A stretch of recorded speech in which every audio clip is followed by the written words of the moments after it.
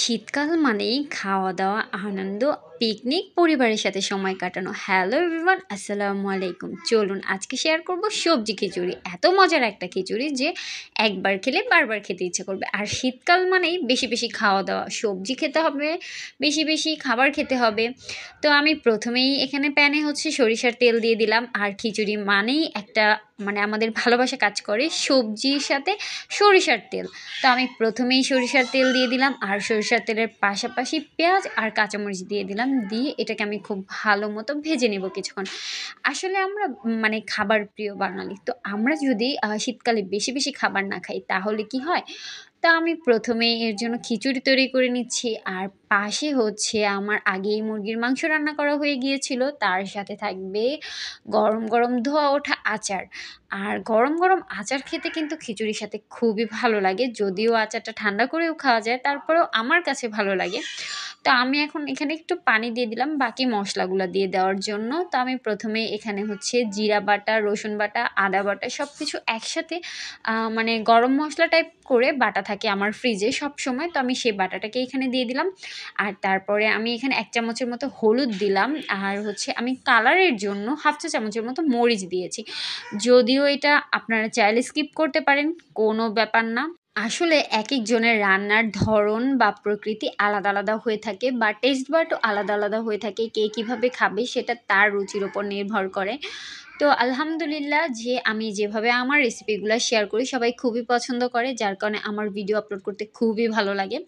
তো আমি এখন মশলাটাকে খুব ভালো মতো কষিয়ে নিব।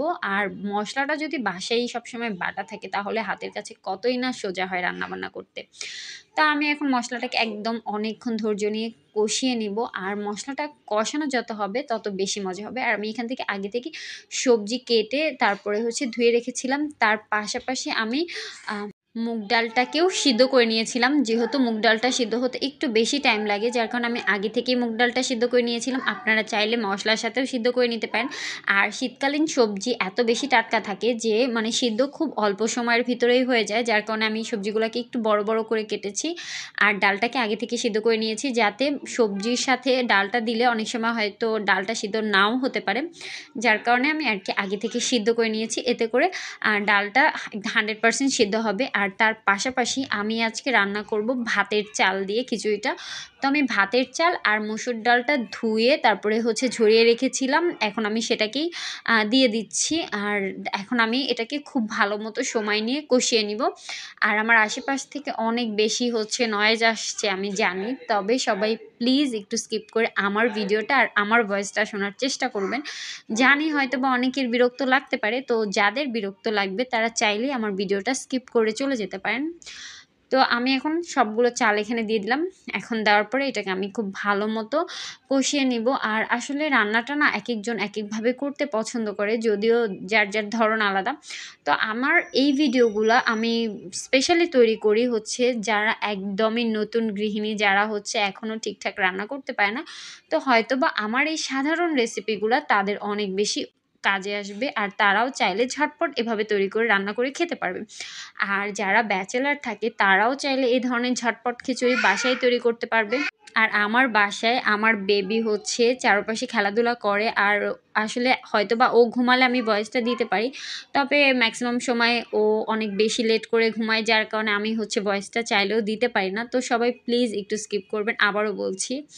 তো আমি এখানে কিছুটা টমেটো দিয়ে দিলাম। আমার কাছে মনে হয় কি, খিচুড়িতে সবজি দিলে না খিচুড়ির টেস্টটা অনেক বেশি মজা হয়। আর আসলে এই খিচুড়িটা কিন্তু অনেক বেশি হেলদি একটা খিচুড়ি, আপনারা চাইলে বাসায় এভাবে রান্না করতে পারেন, খুবই মজা হবে। আর ট্রাস্ট মি, একবার যদি এভাবে রান্না করে খেয়ে থাকেন তাহলে মনে হবে যে বারবার এই খিচুড়িটাই আপনাদের খেতে ইচ্ছা করছে। আসলে একেকজন এক একটা খাবার খেতে পছন্দ করে, কারো বা বিরিয়ানি পছন্দ, কারো বা খিচুড়ি, কারো পোলাও, কারো ভাত। তবে এই খিচুড়িটা সবাই পছন্দ করবে যদি আপনি মজা করে রান্না করে দিতে পারেন। আর দেখুন কালারটা কিন্তু খুবই সুন্দর এসেছে, মাশাল্লাহ মাশাল্লাহ।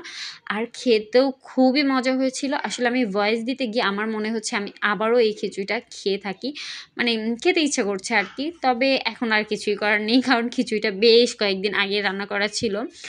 তো আমি আর কি আপলোড করতে করতে একটু লেট হয়ে গেছে। আসলে প্রতিদিন চাই ভিডিও দিতে, কিন্তু অনেক সময় দেখা যায় কর্মব্যস্ততার কারণে আর হয়ে ওঠে না। আর যেহেতু আমার একটা ছোট বেবি আছে, ওর জন্য আরও পারি না।